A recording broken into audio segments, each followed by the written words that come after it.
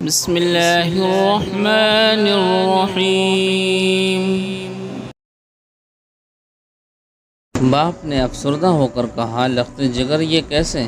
میں نے کہا، میں مسلمان ہو گیا ہوں اور میں نے حضرت محمد صلی اللہ علیہ وسلم کی دین کی پیروی قبول کر لی ہے۔ باپ نے بیٹے کی بات سن کر کہا، بیٹے اس سے کیا ہوتا ہے؟ میں بھی وہی دین تسلیم کر لیتا ہوں جو تیرا دین ہے۔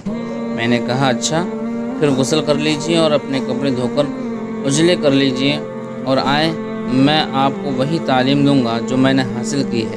ابا جان نے میری بات مان لی، غسل کیا اور صاف ستھرے کپڑے پہن کر قبول اسلام کے لیے تیار ہو گئے۔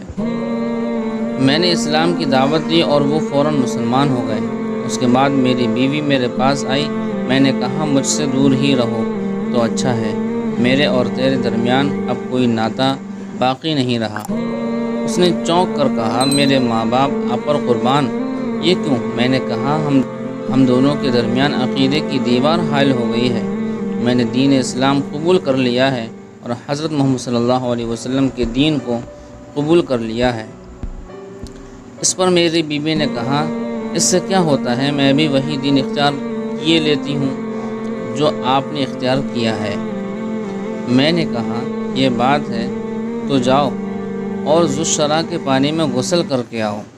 ذوالشرح قبیلہ دوس کا ایک معروف بت تھا جس کے گرد ایک گڑھے میں پہاڑ سے پانی آ کر جمع ہو جاتا تھا۔ بیوی نے کہا، میرے ماں باپ آپ پر قربان، کیا آپ ذوالشرح سے ڈرتے نہیں؟ میں نے کہا، ہرگز نہیں، تم پر اور ذوالشرح پر ہلاکت نازل ہو۔ میں کہتا ہوں، جاؤ وہاں لوگوں کی نظروں سے اوجھل ہو کر نہا دھو لو۔ میں ضمانت دیتا ہوں کہ یہ گونگا بہرا بت تیرا کچھ بھی نہیں بگاڑ سکے گا۔ یہ حوصلہ افزا بات سن کر وہ گئی اور غسل کر کے واپس آ گئی۔ میں نے اس کے سامنے اسلام کی سادہ اور پرتاثیر دعوت پیش کی جس کو اس نے خندہ پیشانی سے قبول کیا اور وہ مسلمان ہو گئی۔ اس کے بعد میں نے براہ راست قبیلہ دوس کو اسلام کی طرف بلایا۔ حضرت ابو ہریرہ رضی اللہ عنہ کے علاوہ ہر ایک نے اسلام قبول کرنے میں ہچکچاہٹ کا اظہار کیا۔ اس گروہ میں حضرت ابو ہریرہ رضی اللہ عنہ ہی تنہا ایسے سلیم و تمیز شخص تھے جنہوں نے بغیر کسی تعامل کے اسلام کا پیغام دل کی گہرائیوں میں اتار لیا۔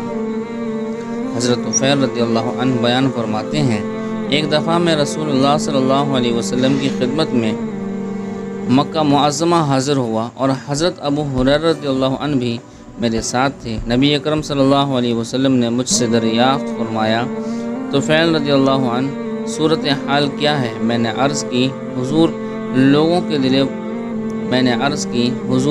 لوگوں کے دلوں پر پردے پڑے ہیں، کفر نے شدت اختیار کر لی ہے اور قبیلہ دوس پر فسق و فجور اور نافرمانی کا خصوصیت سے غلبہ ہے۔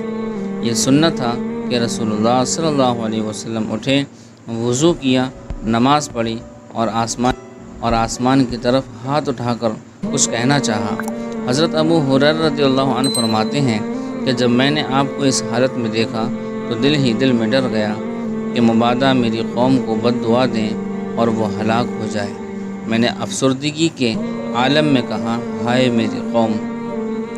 لیکن رحمت دو عالم رسول معظم صلی اللہ علیہ وسلم نے جو فرمایا وہ یہ تھا، الہی قبیلہ دوس کو ہدایت دے، الہی قبیلہ دوس کو ہدایت دے، الہی قبیلہ دوس کو ہدایت دے۔